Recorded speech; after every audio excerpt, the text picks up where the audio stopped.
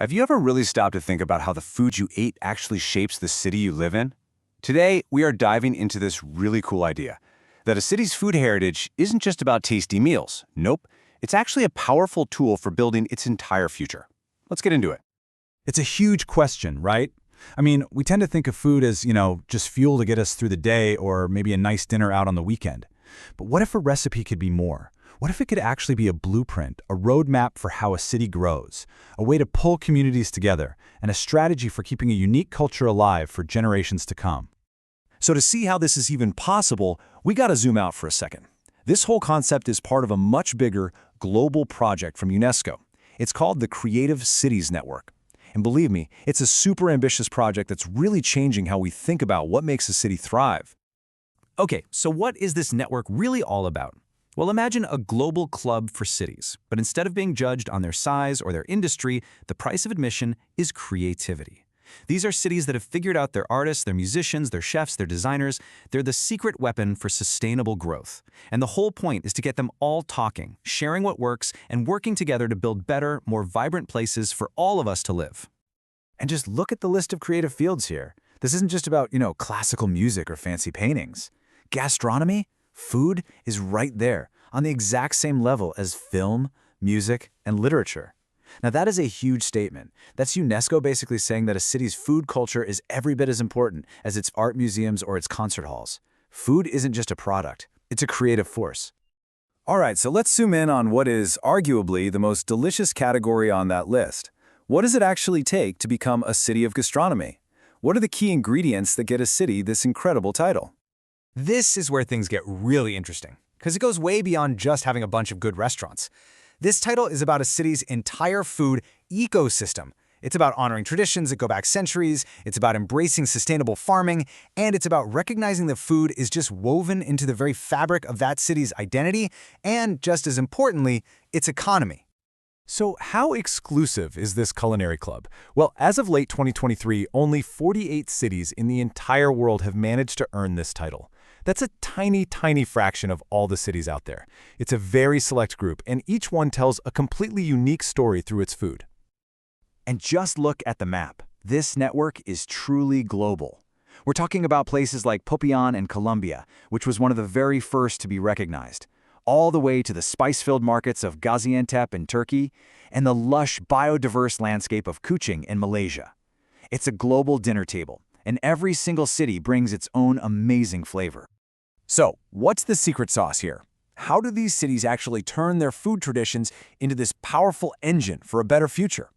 Well, it really boils down to a shared recipe, a few core ideas that guide their success. Here it is, the 5-step recipe. It all starts at home by celebrating your own unique food culture. Then you build on that with a focus on sustainability, supporting local farmers and protecting the environment. Next, you invite the world to come and experience it through responsible tourism. All the while, you're using food to shout your cultural identity from the rooftops. And finally, and this is maybe the most important part, you share what you've learned with the whole network so everyone can get better together. Okay, so theory is one thing, but the proof is in the pudding, right? Let's take a look at how this recipe actually plays out in the real world. We're going to dive into the stories of two very different cities that have taken this title and run with it to create some truly incredible change. Our first stop is Gaziantep in Turkey. For this city, its location is everything. For centuries, it was a major hub on the ancient Silk Road. It was a place where different cultures, new spices, and incredible recipes from all over the world would meet and mix. Here, food isn't just a part of life, it is the city's heartbeat. Just try to wrap your head around this. 60% of the people in Gaziantep work in the food sector. That is a staggering number. Nearly half of all the businesses there are dedicated to food. This is a city whose food traditions go all the way back to the Iron Age, and today, that heritage is the engine driving its modern economy, celebrated in huge events like their world-famous Pistachio Festival. And this quote right here, it just nails their philosophy. In Gaziantep, food is a universal language. It's how different cultures talk to each other. It's how communities are strengthened. It's this powerful reminder that their whole food economy is about so much more than just money. It's about building real human connections. And they're not just sitting back and relying on their history. Oh no, they are innovating for the future. And get this, In an absolutely brilliant move, the city now takes what used to be waste, all those leftover pistachio shells, and turns it into renewable energy. Now that is a truly full-circle, sustainable system in action. Okay, now let's travel across the globe to a completely different world. Kuching, Malaysia, on the island of Borneo. If Gaziantep's story is all about history and trade, Kuching is about the incredible meeting point of nature's biodiversity and a rich tapestry of human cultures. The secret to Kuching's food identity comes directly from its environment. The local cuisine is a direct reflection of the incredible biodiversity of the Sarawak region. So this isn't just about, farm to table. It's a deep, almost spiritual connection between the people, their food, and the land that provides it all. Kuching's strategy is all about nurturing its entire ecosystem, both the natural one and the human one. They empower small farmers and local businesses. They celebrate this incredible fusion cuisine that's been shaped by generations of immigration. And this is so important. They're looking to the future, making sure all that traditional knowledge gets passed down to the next generation, right there in the classroom. So, right here, we see two totally different paths leading to the same destination. Gaziantep is using its ancient history as this powerful engine for its modern economy. Meanwhile, Kuching is using its amazing biodiversity as a bridge to unite its multicultural community. Two unique recipes, both cooking up a more sustainable future through food. And these two amazing stories really bring us back to the big picture. What can we learn from cities like Gaziantep and Kuching? I mean, what does it all mean for the future of our own cities? What this network is building is really something special. It's like a global kitchen where cities aren't just swapping dishes, they are swapping blueprints. They're sharing recipes for protecting cultural heritage, for building strong local economies, and for creating a more sustainable, connected world. And they're doing it all through the one language we all understand: food. Which leaves us with one final thought to chew on. Every city has a flavor, right? A taste that tells its unique story. So, what flavor defines your city's legacy, and how could that recipe help build its future? Okay, so let's get right into it. We all have cities we think of as foodie heaven, right? But what does it actually take to be officially crowned one of the best in the entire world? I'm talking about the super prestigious UNESCO City of Gastronomy title. And trust me, it's a prize that's about way more than just having delicious restaurants. It's a whole battle of strategy, culture, and community. So what is that secret ingredient? Is it just about having amazing historic recipes or incredible local produce? Or is it something else entirely? That's the big question we're going to unpack today, and we're going to do it by looking at two Indonesian cities with some massive ambitions. All right, so here's how we're going to break it all down. First up, we'll look at what this UNESCO prize actually is. Then, we'll dive into the cautionary tale of a city called Salatiga, and after that, the very rocky start for another city, Padang. We'll pull out the common mistakes these cities are making, and then, the best part, we'll lay out a clear recipe for success.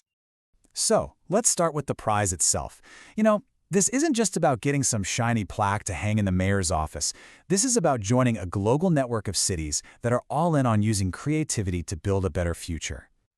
Yeah, the UNESCO Creative Cities Network, or UCCN for short, is a really big deal. It's basically a framework for cities that look at their culture, whether that's film, music, or in this case, food, and see it as a key driver for sustainable growth. It's all about building a lasting, vibrant city with creativity right at its heart. And getting in? Wow, it is tough. UNESCO's checklist is incredibly detailed. They're looking for a deep, rich culinary history, something that's really celebrated. They want to see a serious commitment to sustainable, local ingredients, that direct line from the farm to the table. And it's not just about old recipes. They want to see innovation, and maybe most importantly, that food plays a huge role in the community, with thriving traditional markets. I mean, it is a very, very high bar to clear. All right, let's get to our first case study and see how this plays out in the real world. Let's talk about Salatiga, a city that, on paper, had all the right ingredients, but the final recipe, well, it just didn't come together. Now, what's so fascinating here is just how much potential Salatiga had. I mean, we're talking about a city with this deep history of cultural fusion. You've got Javanese, Chinese, and Dutch influences all swirled into its food. It has this treasure trove of unique recipes passed down for generations, plus a really strong, inclusive local identity. It just looked like a perfect candidate.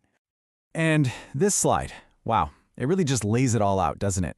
On one side, you have all this incredible raw potential, but then you look at the reality of their bid, and it was just weak. The city's branding was all over the place, there was really poor coordination between the government and local businesses, and the promotion was almost non-existent. So the potential was there, for sure, but the execution just fell completely flat. Okay, now let's pivot to our second city, Padang. Its story is happening right now, in real time, and it's a super interesting look at a city trying to avoid those same mistakes, but kind of stumbling right out of the gate. So, picture this. August of 2025. Padang hosts this huge national Creative Cities Conference. This was supposed to be its big moment, right? A chance to stand on stage, declare its ambition to become a UNESCO City of Gastronomy by 2027, and really show the world it was ready. But here's the thing. The people who were actually there on the ground, they were less than convinced. As one community activist, Kurniashi Zaitoon, put it, the goal just felt utopian. It makes you wonder, right? Despite all the big talk, did the reality on the ground actually match the ambition? And if we break down what happened at that conference, you can see why. The goal was to showcase this vibrant creative scene, but the execution was described as just totally disorganized. The local term was kakar kachir, which basically means chaotic. Instead of engaging local communities, key creative groups felt totally left out. The branding, Taste of Padang, just felt forced, and using English actually created a weird distance with the local population. And maybe worst of all, the discussions were so short that no real concrete action plans ever came out of it. You know, there's this powerful local idiom that just sums it all up perfectly. The ambition was jauh panggang dari api, which literally means far from the fire or falling way short of expectations. It just perfectly captures that massive gap between the dream and the reality of what they were doing. So when you put the stories of Salatiga and Padang side by side, this really clear pattern starts to emerge. It's a pattern that shows exactly why so many cities with these incredible food cultures just failed to get the global recognition they probably deserve. So here they are, the 4 major roadblocks. First up, you've got a half-baked brand that feels inconsistent or just plain forced. Second, a serious lack of teamwork, where the government, businesses, and local communities just aren't on the same page. Third, invisible promotion that fails to reach anyone beyond a small circle. And finally, just being completely unprepared for the spotlight. Hosting a huge event without a solid plan. So let's be absolutely clear. This was never about the quality of the food. Both of these cities have amazing, world-class culinary traditions. The failure always comes down to 3 things: strategy, collaboration, and execution. I mean, you can have the best rendang on the planet, but without a plan to showcase it, you're never going to win. But okay, it's not all doom and gloom. By looking at these failures, we can actually build a clear recipe for success. So what are the key ingredients for any city out there that wants to make a serious run for this title? Here it is, a simple 4-step recipe. Step 1, build an integrated brand story that feels real and authentic. Step 2, foster what I'd call radical collaboration, getting everyone involved. Step 3, launch a promotion strategy that's actually sustainable and gets the public excited. And finally, step 4, create a concrete action plan that moves your ideas from a PowerPoint into the real world. Now let's really dig into what this all means in practice. For the brand, it's about going way beyond generic logos and English slogans. It means telling an authentic story that resonates with locals first. For collaboration, it's not enough to have officials and academics in a room. You have to bring in the market vendors, the street food cooks, the restaurant owners, the people who are the city's food scene. For promotion, instead of a one-off conference, think about ongoing community food festivals, things covered by local media that build genuine public buy-in. And finally, that action plan, it's got to be more than just talk. It needs deadlines, assigned responsibilities, and real, measurable goals for the next year, turning those big ideas into actual projects. And that really brings us to the big takeaway here. Having the ambition to be a world-class food city, that's the easy part.